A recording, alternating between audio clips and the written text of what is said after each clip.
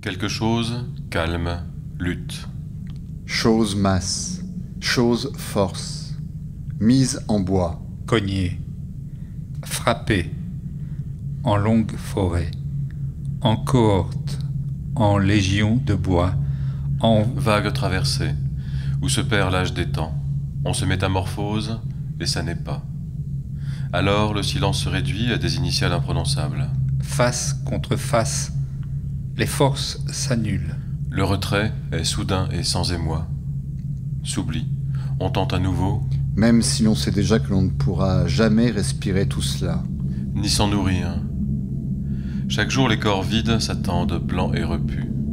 Masse devenue fixe. Masse, condamnée pâle, par absence d'un astre susceptible de faire la lumière et de permettre le mouvement. Dans un sens, puis dans l'autre, par étage, par palier, par contrepoids dans nos corps en proie au vivant qui les éconduit, faute de souffle pour dire, pour S'en remettre aux mots, mâcher et remâcher, passant d'une langue à l'autre, d'un organe à l'autre.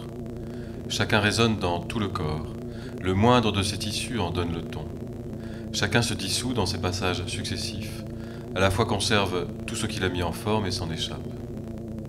Ce qui dessine des paysages terriblement mouvants, vertigineux quand on s'y attarde, familiers sinon. Des paysages habitables ou non, mais toujours habités ou l'ayant été, dans lesquels les êtres de langage se côtoient, interagissent, évoluent de concert ou isolément, largement ignorants du fait que ce sont eux qui les constituent et les redessinent sans cesse, à chaque mot prononcé, du seul fait d'énoncer. Réamorce des rapports complexes entre chaque élément.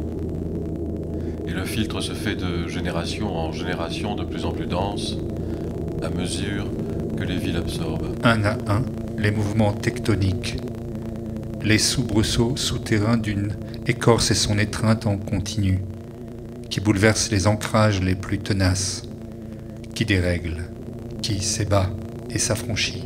De ces bouleversements, de ce que nous nommons par défaut en limite des sens bouleversements, qui sont des mouvements lents à d'autres échelles de temps, de là à d'autres formes, de continuer selon d'autres possibles. D'autres approches des corps entre eux et hors d'eux. Autant d'alternatives tendant à la maîtrise des espaces, à la multiplicité des espaces. Autant de rites visant à les identifier, à les cerner, les délimiter, de sorte qu'ils deviennent envisageables d'en composer la topographie, selon des critères qui soient propres à ceux qui les habitent, qui tentent de les habiter, de faire leur ces espaces hautes, si peu lisibles, si peu accueillants. Le long de la rivière charriant le jus des corps marqués, le poème frappe aux tempes et distille des voix soumises aux circulations inouïes jusqu'aux berges couvertes ou noyées de non-dits.